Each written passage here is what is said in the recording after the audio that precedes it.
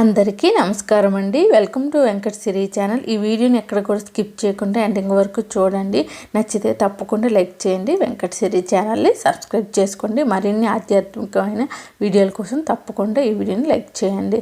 చివరి కార్తీక సోమవారం పూజా విధానం, పాటించాల్సిన నియమాలు తెలుసుకుందామండి. అన్ని మాసాల కంటే కార్తీక మాసం ఎంతో పవిత్రమైనది. కార్తీక మాసంలో వచ్చే ప్రతి సోమవారానికి చాలా విశిష్టత ఉంటుంది. అయితే నవంబర్ 25వ తేదీన చివరి కార్తీక సోమవారం వచ్చింది. అన్ని సోమవారాల్లో చివరి కార్తీక సోమవారం చాలా ముఖ్యమైనది. చివరి కార్తీక సోమవారం చేసే పూజల వల్ల జీవితంలో ఉన్న కష్టాలన్నీ తొలగిపోతాయి.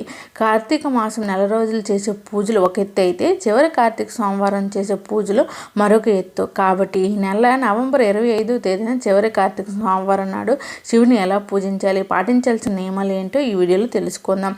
ఈ చివరి కార్తీక సోమవారం రోజున తెల్లవారుజామున నిద్రలేచి అన్నిటి స్నానం చేసి బ్రహ్మముహూర్తంలో ఇంట్లో పూజ చేసుకోవాలి. కొబ్బరికాయలు త్రిమూర్తులు నివసిస్తారు కాబట్టి ఈ చివరి కార్తీక సోమవారం నాడు ప్రతి ఒక్కరు ఖచ్చితంగా నారికెల దీపం వెలిగించాలి. కొబ్బరి చెప్పులు వెలిగించే దీపాన్ని నారికెల దీపం అని అంటారు. కాబట్టి ఈ చివరి కార్తీక సోమవారం నాడు ఉదయం ఇంట్లో పూజ చేసేటప్పుడు కొబ్బరి చెప్పులో నువ్వుల నూనె పోసి మీ పూజ గదిలో దీపం వెలిగిస్తే అంతులేని ఐశ్వర్యం మీ ఇంటికి లభిస్తుంది. ఒక పచ్చి కొబ్బరి చెప్పులో ఆవు నెయ్యి కానీ నువ్వుల నూనె కానీ పోసి 3 ఒత్తులతో దీపం వెలిగించాలి. ఈ నారికేల దీపం వెలిగిస్తే మీ జన్మ ధన్యమైనట్లేనని వేద పండితులు చెబుతున్నారు. ఈ కొబ్బరి దీపం వెలిగించలేని వారు 2 పిండి ప్రమిదలు తయారు చేసి వాటితో దీపారాధన చేయవచ్చు. ఈ చివరి కార్తీక సోమవారం నాడు ఉదయం ఇంట్లో ఇలా పూజ చేసి ఉదయం మొత్తం ఉపవాసం ఉండి సాయంత్రం శివాలయానికి వెళ్ళి శివాలయంలో ఉన్న ధ్వజస్తంభం దగ్గర 365 ఒత్తులతో దీపం వెలిగించాలి. ఈ రోజున వెలిగించే దీపాల వల్ల శివుని సంపూర్ణ అనుగ్రహం లభిస్తుంది. శివాలయంలో వెలిగించే దీపాల వల్ల మీ కుటుంబంలో ఉన్న కష్టాలన్నీ తొలగిపోయి అనంతమైన ఐశ్వర్యం కలుగుతుంది. శివునికి అత్యంత ప్రీతికరమైన వాటిలో విభూతి ఒకటి. కాబట్టి ఈ కార్తీక సోమవారం నాడు ఎవరైతే విభూతిని పెట్టుకుంటారో అలాంటి వారిని ఆ పరమేశ్వరుడు అనుక్షణం కాపాడుతూ ఉంటాడట. మరి ముఖ్యంగా ఈ చివరి కార్తీక సోమవారం నాడు సాయంత్రం సమయంలో మీ ఇంటి గుమ్మం ముందు 2 మట్టి దీపాలు వెలిగించాలి. ఈ పవిత్రమైన కార్తీక సోమవారం నాడు నంది కుమ్మల మధ్య నుండి ఆ శివుని దర్శించుకున్న వారికి సర్వ పాపాలు తొలగిపోయి జన్మజన్మల అదృష్టాన్ని పొందవచ్చు. మరీ ముఖ్యంగా ఈ కార్తీక సోమవారం నాడు శివుడికి బిల్వపత్రాలు సమర్పిస్తే ఆ శివ సంతోషించి మీరు ఏది కోరుకున్నా సరే అది ఖచ్చితంగా నెరవేరుతుంది. అలాగే గన్నేరు పూలతో శివుని పూజించటం వారికి విపరీతమైన ధనలాభం కలుగుతుంది. ఈ కార్తీక మాసంలో శివుడికి ఎన్ని పూజలు చేసినా శివలింగానికి అభిషేకం చేయకపోతే మీరు చేసే పూజలకు ఫలితం ఉండదు. కాబట్టి ఈ కార్తీక మాసంలో ఒక్కసారైనా సరే శివలింగం మీద చెంబుడు నీళ్లు పోసి శివునికి నమస్కారం చేసుకుంటే ఆ పరమేశ్వరుడు ఎంతో సంతోషిస్తాడు. ఆవు పాలతో శివలింగానికి అభిషేకం చేస్తే మీ కుటుంబానికి అష్టైశ్వర్యాలు కలుగుతాయి. మీ సొంతింటి కల త్వరగా నెరవేరాలన్నా, ఏదైనా ఒక భూమి కొనాలన్నా గరిక నీటితో వేసి ఆ నీటితో శివలింగానికి అభిషేకం చేస్తే మీ సొంతింటి కల త్వరగా నెరవేరుతుంది. ఈ చివరి కార్తీక సోమవారం నాడు ఆ పరమేశ్వరుడు ముక్కోడి దేవతలతో కలిసి శివాలయంలో దర్శనమిస్తాడు. కాబట్టి ఇంతటి పవిత్రమైన కార్తీక సోమవారం నాడు శివాలయంలో ఉండే నంది చెవులో మీ మనసులో ఉన్న కోరికలు చెప్పుకుంటే ఆ కోరికలు తప్పక నెరవేరుతాయి. అన్నిటికన్నా ముఖ్యంగా తులసి కోట దగ్గర నెయ్యి దీపం వెలిగించి తులసి చెట్టు 5 ప్రదక్షిణాలు చేస్తే ముక్కోడి దేవతల ఆశీర్వాదం లభిస్తుంది.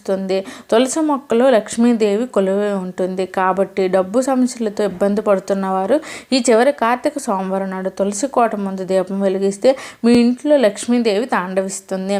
జీవితాంతం డబ్బు కష్టాలు లేకుండా ఉంటాయి. ముఖ్యంగా ఈ కార్తీక సోమవారం నాడు ఉసిరి దీపం వెలిగించిన వారికి లక్ష్మీ కటాక్షం తప్పక లభిస్తుంది.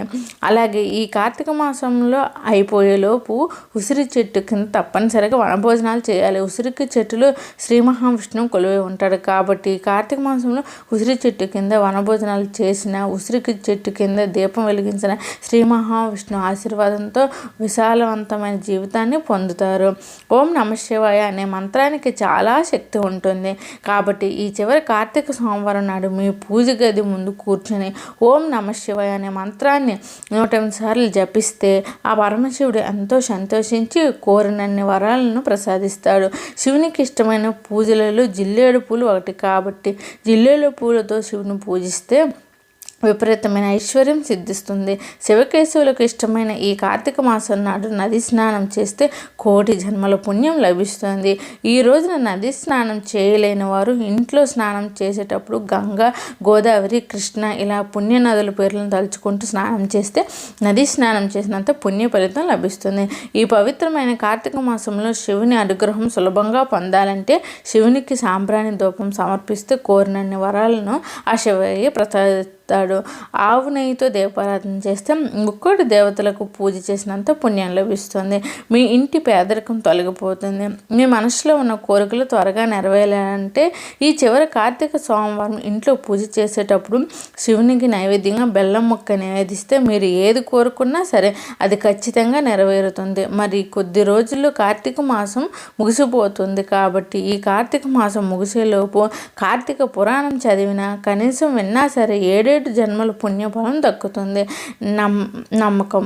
ఈ కార్తీక మాసంలో ఇంట్లో పూజ చేసేటప్పుడు శివచాలీస పారాయణం చేస్తే మీ కష్టాలన్నీ దూరమైపోతాయి. ఈ కార్తీక సోమవారం చేసే దీపారాధన వల్ల జన్మ పాపాలు తొలగిపోయి కార్తీక సోమవారం చేసే దానాలకు ఎంతో పుణ్య ఫలితం లభిస్తుంది. ఈ వీడియో కనుక నచ్చినట్లయితే ప్లీజ్ లైక్ చేయండి. వెంకట సిరీస్ ఛానల్ని సబ్స్క్రైబ్ చేసుకోండి. థ్యాంక్స్.